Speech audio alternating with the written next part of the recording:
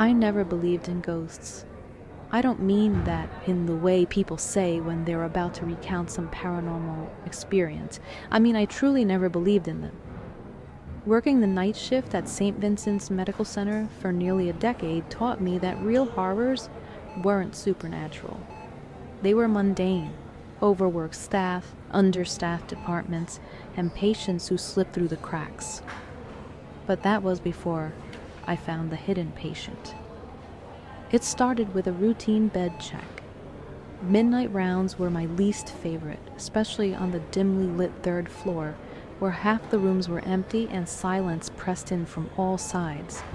That night, I was checking off patient names when I noticed something strange on the chart. Room 733 had a new admission. I frowned. Room 733 had been empty for months. Maintenance claimed it had plumbing issues, but I'd never seen any repairs happening. It was just closed. I checked the computer at the nurse's station. A patient was indeed listed under 733, but the details were strange. No medical history, no assigned doctor, just a name: Leonard Graves. I scanned the hall. No one. I should have let it go, but my gut told me something was wrong. I grabbed a flashlight and made my way down the hall, past rows of sleeping patients, past the blinking monitors and the low mechanical hum of the hospital. When I reached room 733, I hesitated. The door was slightly ajar. A cool draft seeped through the crack.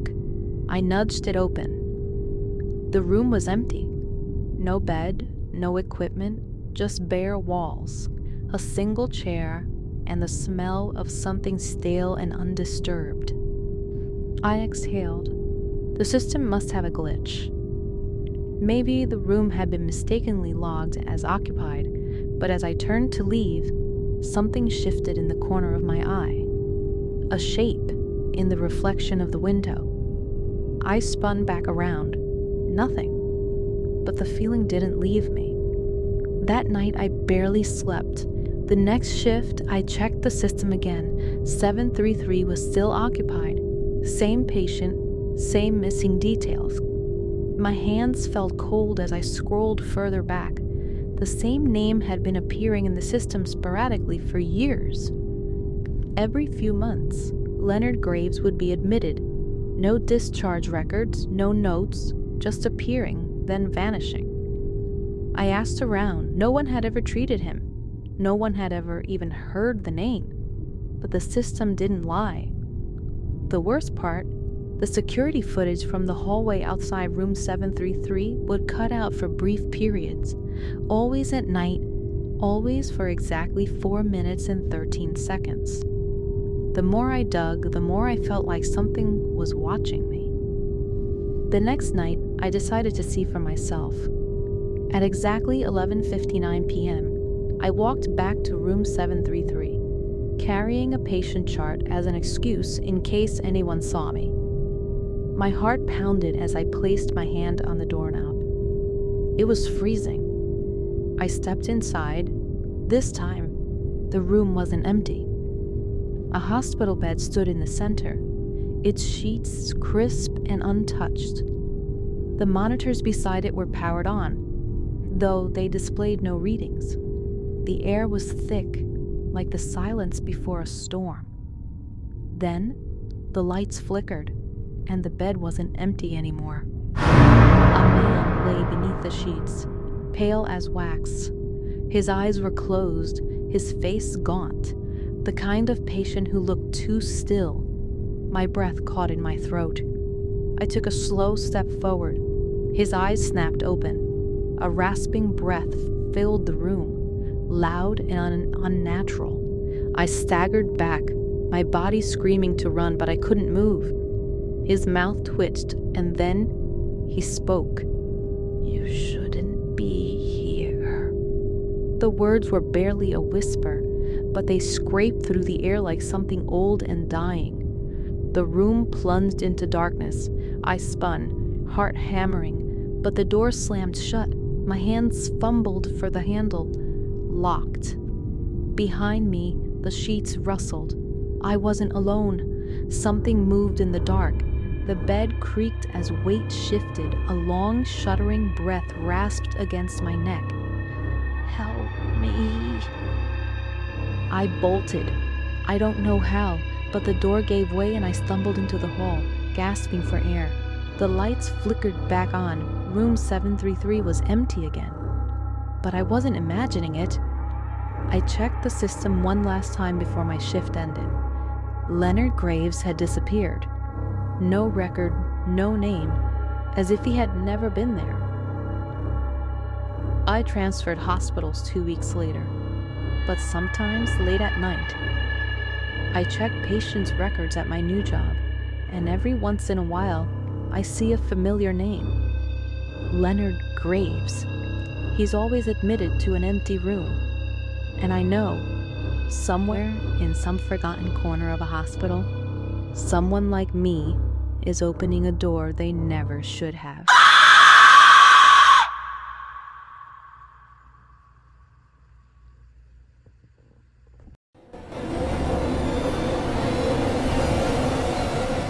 Hospitals are never quiet at night. People think the dead of night means peace, but it's when the walls breathe, when the lights flicker just a little too long, when the silence feels watched. I never believed in ghosts, but something happened on my last shift at St. Mary's that I still can't explain. I was doing my rounds when the elevator dinged down the hall. It was about 1:34 a.m. That was strange. The third floor where I worked was empty, save for a handful of post-op patients who were all asleep. No visitors, no new arrivals, yet the elevator had just stopped on our floor. I peered down the hallway. The doors slid open. Nothing. No one stepped out, no sound, no movement, just a cold, sterile light spilling into the dim corridor. A chill crawled down my spine. I waited, half expecting a doctor or a late-night visitor. No one. The elevator just stood there, its doors yawning open. I took a slow step forward, then another. And then, just before I reached it, the doors slammed shut. I jumped back. The elevator groaned, like something heavy had just entered it. My breath caught.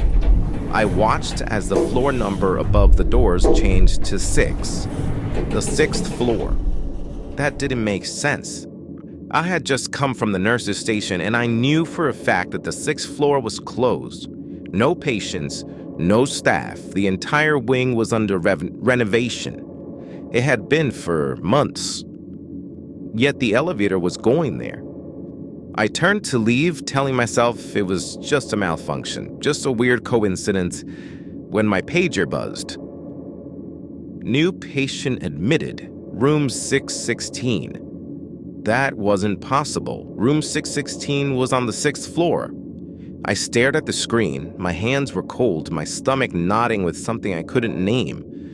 Someone had just been admitted to a floor that shouldn't be occupied. 1:41 a.m. I stood outside the stairwell, hesitating. I could just ignore it, go back to the nurse's station, report the glitch, pretend I never saw it. But something in me, the part that knew something wasn't right, needed to check. The stairwell smelled different.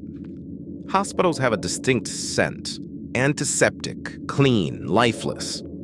But as I climbed toward the 6th floor, the air turned stale, thick, like old dust trapped in a forgotten place. My footsteps echoed. The higher I went, the quieter the world became. I reached the landing. The sign read 6th floor in peeling letters. The double doors leading inside were slightly open. The lights inside flickered. I stepped through. 1:44 a.m. The 6th floor was wrong. The air was colder than it should have been.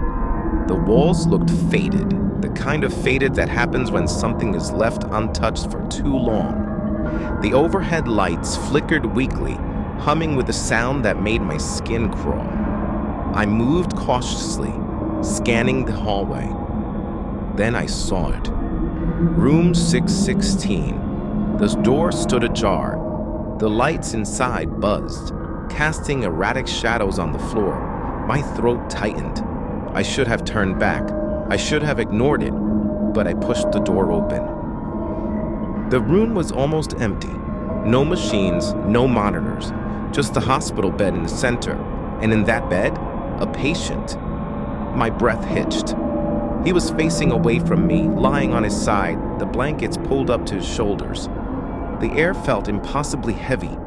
I forced myself forward, one shaky step at a time. I cleared my throat. Sir?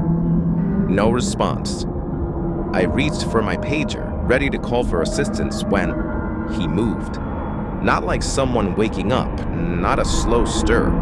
A sharp, unnatural jerk, like something had pulled him. My chest tightened. I took a step back, and then he rolled over. His face. No, there was no face. Just smooth, featureless skin. I choked on a scream. The body twitched, its arms jerking as if trying to reach for me. I stumbled backward, my entire body screaming, "Run!" Then the lights went out. Total darkness. 1:47 a.m. I bolted. The hallway stretched impossibly long, the flickering exit sign at the stairwell growing further away instead of closer. My breath was ragged, my pulse hammering. Behind me, something dragged across the floor. I didn't look back. I hit the stairwell door, slamming into it with my full weight. It burst open and I ran like my life depended on it, down the stairs, skipping steps, nearly tumbling over myself. The air shifted behind me, like something was right there. I reached the third floor, threw the door open, and stumbled into the hallway. 1:52 a.m. Everything was normal. Bright hospital lights, the distant sound of monitors beeping, the faint murmur of the TV in the nurse's lounge. I walked by the door to the stairwell, and I was compelled to look to see if everything was normal. The stairwell was silent. No sign of anything. I checked the system again. Room 616 didn't exist. Not just that night, not ever. The 6th floor had been shut down for 5 years. No patient had ever been assigned there. No admissions, nothing. I transferred hospitals the next day. I never spoke about it again. Never told anyone.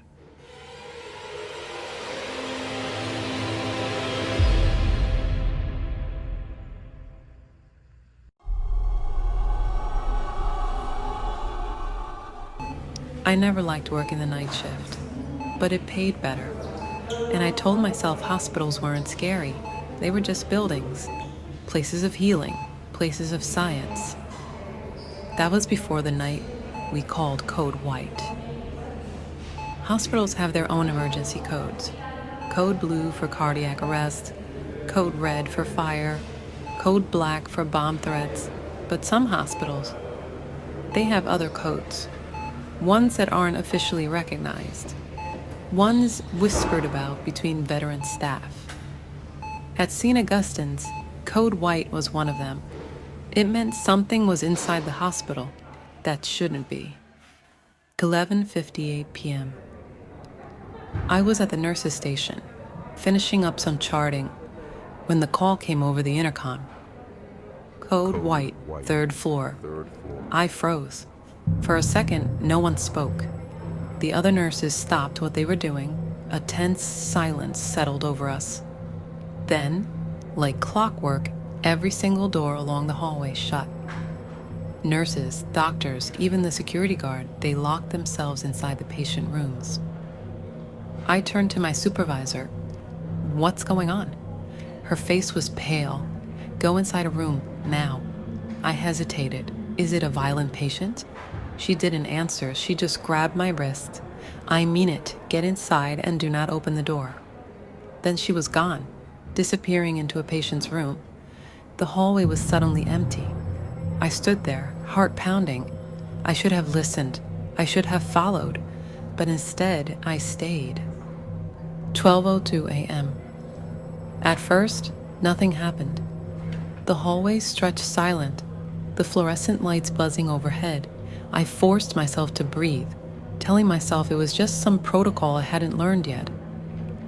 Then I saw it. At the far end of the hall, a figure. It was just standing there, motionless. My stomach dropped. It wasn't a doctor. It wasn't a patient. I was sure of that. The figure was too tall, its limbs just a little too long, as if its bones were stretched beneath its skin. Its hospital gown hung loosely over its skeletal frame, and its head was tilted like it was listening. The air grew thick. My body screamed at me to move, but I couldn't. Then, the thing took a step forward. It didn't walk normally. It jerked, like something learning how to move in a human body. Its legs bent the wrong way, its fingers twitching as it dragged itself forward one step at a time. I turned and ran. 12:04 a.m. I sprinted down the hallway, breath sharp, heart hammering. My only thought was to find a room, any room, and lock myself inside. I grabbed the nearest doorknob, locked. The next one, locked. I pounded on a door, let me in. No answer. Behind me, the thing was getting closer. I could hear it, a sickening, clicking noise like bone grinding against bone. I spotted the stairwell ahead, my only way out. I bolted for it, my sneakers screeching against the linoleum floor. I slammed into the door and shoved it open. Darkness. The stairwell was pitch black. The hospital kept most of the emergency stair lights on, but tonight there was nothing but a void beyond the threshold. A whisper crawled through the darkness. "You don't belong here." A breath on my neck. I spun around. Nothing. But I couldn't go into that darkness. I knew if I stepped inside, I wouldn't come back out. I turned back toward the hall, and it was right there, inches away. Its face.